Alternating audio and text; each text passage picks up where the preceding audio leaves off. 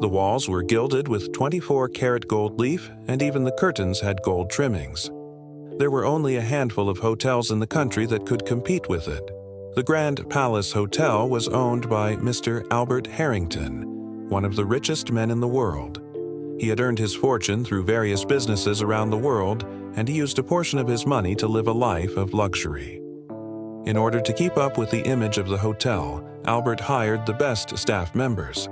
One of them was Emma, a young woman who worked as a waitress at the hotel. Even though Emma was just a humble waitress, she did her job to the best of her abilities. She was always polite and cheerful and took great pride in making sure every customer had a fantastic experience at the Golden Palace Hotel. Emma had no idea how wealthy her boss was. Since she wasn't in it for the money, she didn't do any background checks on him. All she knew was that he kept to himself and was rarely seen at the hotel. She had only seen him a few times, but he always seemed nice, so she never thought much of it. One day, Emma was serving tea to a group of customers when they asked her if they could take a quick tour of the hotel.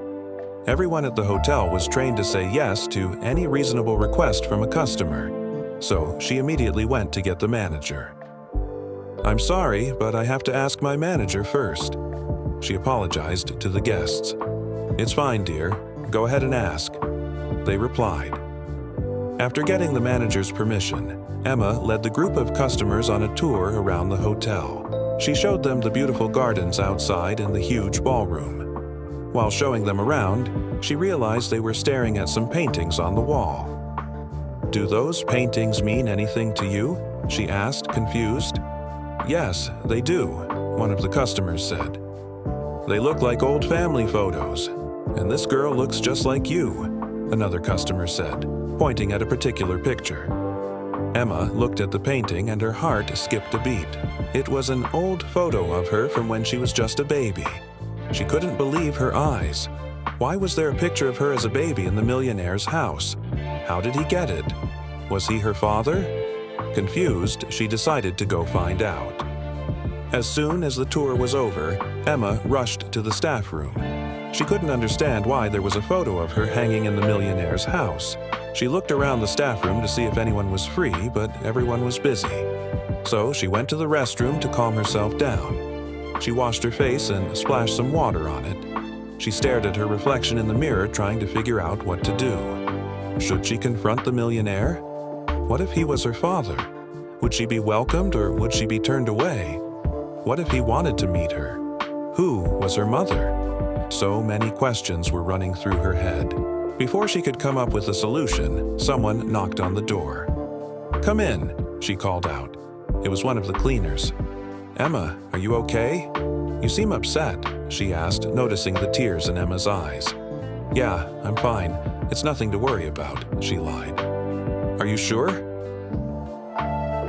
"You can tell me if anything is wrong," the cleaner said, trying to comfort her. "Thanks, Martha, but I really don't want to talk about it." "Sorry," she replied, wiping away her tears. Emma tried to return to work, but she couldn't concentrate. All she could think about was the photo of her as a baby in the millionaire's house. She decided that the only way to put her mind at ease was to talk to him. But before that, she had to find the photo. She started looking for the photo everywhere, but it was nowhere to be found. Finally, she decided to look in the staff room again. She knew it was there somewhere. After searching for a while, she found the photo in the cupboard.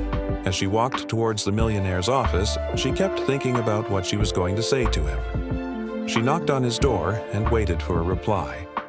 "Come in," he said. Emma opened the door and went inside. Albert looked up from his desk and was surprised to see her. "Can I help you, Emma?" he asked. "Yes, sir. I need to show you something," she replied, holding out the photo. He looked at the photo and his eyes widened in surprise. "Where did you get this?" he asked. Emma shook her head. "I don't know, sir. I found it in the cupboard. I was just wondering who this little girl was," she lied. He took the photo from her and placed it on his desk. "This photo was taken the day I brought her home for the first time," he said quietly. Emma's heart skipped a beat. Could this be true? Was he really her father? "Who am I to you?" she asked, her voice trembling. "You are my daughter, Emma," he replied, looking at her. "What?" she exclaimed. "Yes, I'm sorry I never told you before, but I had to keep it a secret for your own good. Your mother and I couldn't stay together because my family didn't approve of her. So we had to part ways before you were born. I never looked for you again because I thought you would be better off without me," he explained. Tears streamed down Emma's face as she listened to his story.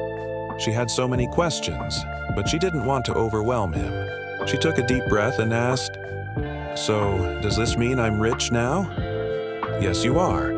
But money doesn't mean anything to me if I don't have my family. I'm going to make it up to you, I promise," he said, pulling her into a hug. Emma hugged him back, feeling the warmth of his embrace. She couldn't remember the last time she had felt this loved. She pulled away from the hug and looked at him. "Thank you for being honest with me, Dad," she said, smiling. "You're welcome, sweetheart. Now, let's go get you a present," he said, taking her hand. "No, I don't want any presents. All I want is for us to spend some time together," she replied. They spent the rest of the day talking and getting to know each other. Albert learned about all the things Emma liked, and they made plans for the future. Emma was so happy that she finally had a fatherly figure in her life. As the days passed, Emma became closer to her father. She learned that he wasn't just a rich man, but also a kind and caring person. He took her on trips around the world and introduced her to his friends and family. Emma was happy with her new life, but she never forgot about the people who had helped her along the way. She made sure to stay in touch with them and show them the same kindness they had shown her. One day, Emma and her father were having lunch when she told him about the staff at the hotel. "Dad, the staff at the hotel have been amazing. They treated me like their own daughter, even though they didn't know me," she said. "I know, Emma. They are a good bunch of people. I'll make sure to take care of them," he replied. True to his word, Albert took care of the staff. He gave them bonuses and made sure they were always happy. He also made sure Emma was always aware of how lucky she was to have such wonderful people in her life. From that day on, Emma and her father continued to live their lives to the fullest. They traveled the world, met new people, and made unforgettable memories together. They knew they were blessed to have each other in their lives, and they never took it for granted.